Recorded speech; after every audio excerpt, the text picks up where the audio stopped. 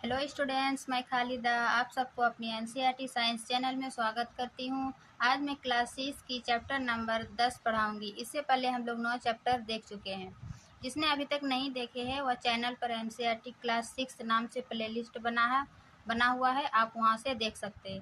चलिए शुरू करते हैं आज की क्लास। आज की क्लास है गति एवं दूरियों का मापन। गति क्या है? गति का अर्थ है वस्तु की स्थिति में परिवर्तन होना, गति कहलाता है। एवं दूरियों से मतलब होता है कि एक स्थान से दूसरे स्थान तक जाते हैं तो दूरी का पता लगाना अति आवश्यक है। चूँकि हम जैसे हम घर से स्कूल जाते हैं तो कितनी दूरी पर है, हमें बस से जाना है या फिर साइकिल से जाना है, या फिर बहुत दूरी जाना है तो हमें बस या फिर रेलगाड़ी से यात्रा करते हैं। तो गति एवं दूरियों का संबंध होता है। चलिए देखते हैं यातायात की कहानी। यातायात मीन्स हमें एक स्थान से दूसरे स्थान तक जाने के लिए परिवहन के जो विभिन्न साधन उपयोग करते हैं, जैसे साइकिल, बस, बैलगाड़ी, ये सब क्या है? परिवहन की साधन मीन्स यातायात की कहानी में क्या है कि मतलब जैसे प्राचीन काल में और अभी तक में जो अलग अलग संसाधन प्रयोग किया है, जैसे साइकिल, बैलगाड़ी, बस, रेलगाड़ी, हवाई जहाज और भी कई यातायात के साधन हैं।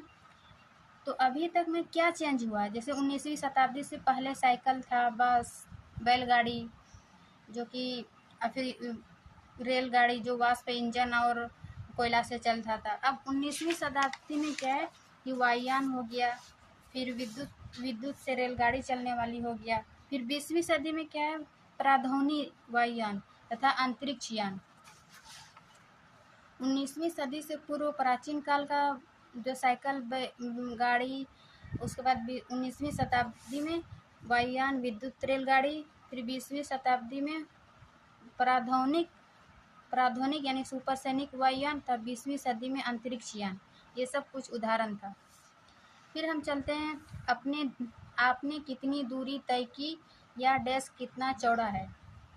इस समय दूरी को तय करने के लिए हम पहले क्या करते थे? या तो हाथों से लंबाई मापते थे, या फिर पैर की उंगलियों से, या फिर अलग अलग मापन का उपयोग करते थे। लेकिन इस सब का मापन में हमें बहुत समस्या होती थी, उलझने होती थी, मीन्स समानता नहीं होती। इस क्षेत्र में कुछ और निकल जाता था। इस समानता को मतलब इस उलझन को सुलझाने के लिए एक मापन प्रणाली का प्रयोग हुआ, जिसे मात्रक कहते हैं। अब जैसे हाथों से गिल्ली था डंडे डैश की लंबाई से माप रहा है।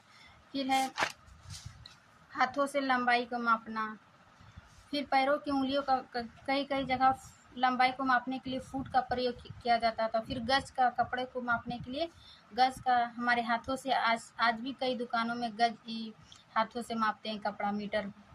तो ये सब समस्या उत्पन्न हुई, मीन्स समानता नहीं पाने के कारण हमें 1790 ईस्वी में फ्रांसीसी ने मापन की एक मानक प्रणाली की रचना की, जिसे मीटर पद्धति कहते हैं, और इसे अंतर्राष्ट्रीय मात्रक प्रणाली यानी एसआई मात्रक कहते हैं। इसका एसआई मात्रक मीटर है।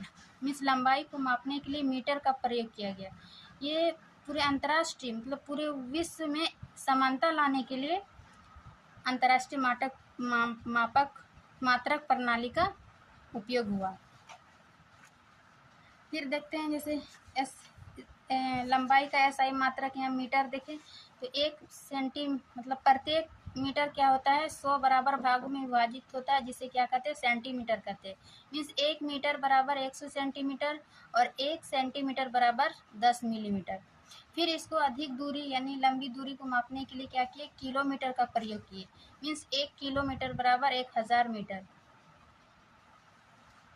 फिर है लंबाई की यथार्थ यानी परिशुद्ध माप। मीन्स पहले जैसे हाथों से, पैरों से मापते थे, ये समानता नहीं होता था, शुद्ध नहीं होता था। अब इसको शुद्ध माप करने के लिए हम मापक प्रणाली का उपयोग किए, जैसे कि यहाँ देखा है मीटर, स्केल की सहायता से इसको भी मापने के लिए कई मतलब लंबाई मापते समय हमें निम्नलिखित सावधानियां बरतने की आवश्यकता है। क्या क्या सावधानियां बरतना चाहिए? जैसे स्केल को सीधा रखना चाहिए, इस टाइप का टेढ़ा नहीं। फिर है स्केल का जो जैसे 1 से शुरू होता है तो यहाँ ऐसे नहीं रखना चाहिए, मतलब कि निकाल कर नहीं, एक से इसका मापक प्रणाली जो होता है सही से यूज़ करना चाहिए। फिर हमें आँखों की स्थिति भी सही से रखना चाहिए, जहाँ पर हम जिस पॉइंट में हमें मापना चाहिए उस पॉइंट में हमारे आँखों की स्थिति होना चाहिए। इस प्रकार इसका कुछ सावधानियाँ हैं। फिर हम चलते हैं किसी वक्र रेखा की लंबाई मापना, मीन्स किसी वक्र टेढ़ा मेढ़ा वक्र की लंबाई को कैसे मापते हैं। इसको मापने के लिए हमें धागा की सहायता होगी। धागा क्या करते हैं, एक बिंदु से दूसरी बिंदु से हमें धागा को सीधे वक्र रेखा के अनुदिश मतलब उसी के अनुसार धागा को लेते हैं और फिर दूसरी अंतिम बिंदु तक पहुंचाते हैं। इस प्रकार ये धागा को हम सीधा स्केल से माप लेते हैं, तो ये हमारी वक्र रेखा की लंबाई का पता चल जाता है। फिर हमारे चारों ओर गतिशील वस्तुएं, हमारे चारों ओर गतिशील हुई वस्तुएं मीन्स जैसे कि घर, मेज, घड़ी, ये सब क्या है, और गतिशील मीन्स विराम अवस्था में रहता है। और गतिशील क्या क्या रहता है, जैसे उड़ती हुई चिड़िया, घड़ी की सेकंड में सुई। फिर हम अपने आसपास देखते कुत्ते, गाय, हाथ का पैर, छोटा बच्चा, ये सब उदाहरण दिया है विराम और गतिशील वस्तुओं का।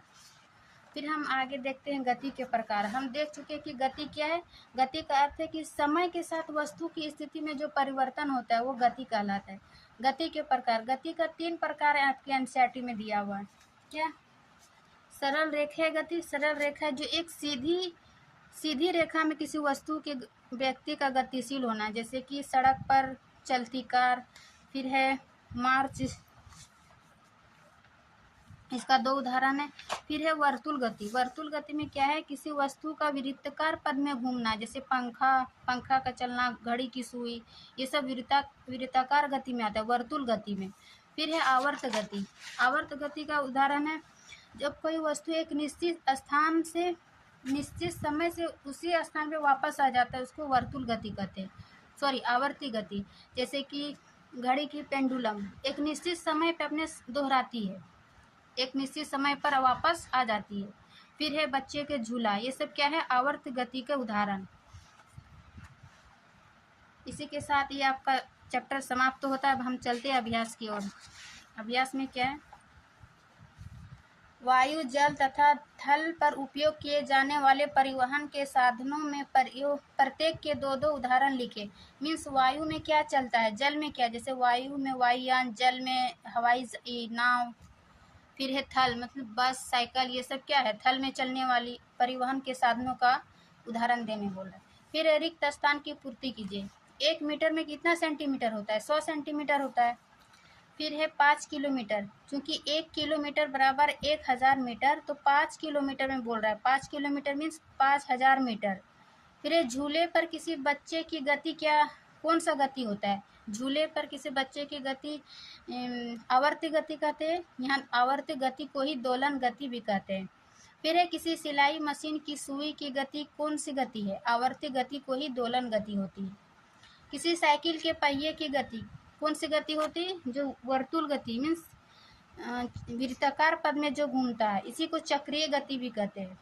फिर है पग अथवा कदम का उपयोग लंबाई के मानक मात्रक के रूप में क्यों नहीं किया जाता था, क्योंकि ये समानता नहीं होने के कारण इसका मात्रक के रूप में नहीं किया जाता है। फिर है निम्नलिखित को लंबाई के बढ़ते परिणामों में व्यक्त कीजिए। लंबाई के बढ़ते मीन्स सबसे छोटा कौन सा है, जैसे मिलीमीटर सबसे छोटा हो गया, इसको 1 नंबर में लिखेंगे। फिर है उससे छोटा सेंटीमीटर, फिर उससे छोटा मीटर, फिर उससे बड़ा किलोमीटर। मीन्स सबसे छोटा मिलीमीटर, फिर इससे बड़ा सेंटीमीटर, फिर इससे बड़ा मीटर, फिर इससे बड़ा किलोमीटर। इस प्रकार हम ये अरेंज कर लेंगे। फिर किसी व्यक्ति की लंबाई यदि 1.65 मीटर है, इसे सेंटीमीटर तथा। फिर है नेक्स्ट क्वेश्चन कि किसी व्यक्ति की लंबाई 1.6 मीटर है, इसे सेंटीमीटर तथा मिलीमीटर में व्यक्त कीजिए। तो इसको हम समझाते हैं। जैसे कि लंबाई दिया हुआ है 1.65 मीटर, इसको सेंटीमीटर में चेंज करना है। तो चूंकि 1 मीटर बराबर 100 सेंटीमीटर होता है, तो 1.65 मीटर को 100 से गुना कर देंगे तो 165 सेंटीमीटर, ये आपका आंसर हो जाएगा।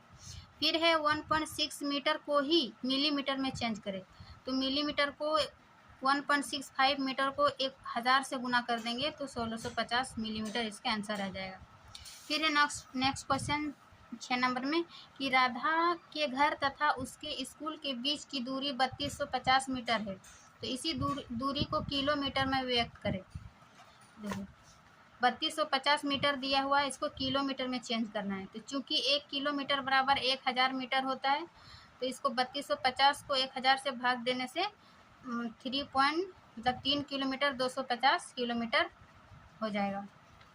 फिर है 7वां नंबर कि किसी स्वेटर बुनने की सिलाई की लंबाई मापते समय स्केल पर यदि इसके एक सिरे का पाठ्यांक 3.0 सेंटीमीटर तथा दूसरे सिरे का पाठ्यांक 33.1 सेंटीमीटर, तो सिलाई की लंबाई कितनी होगी।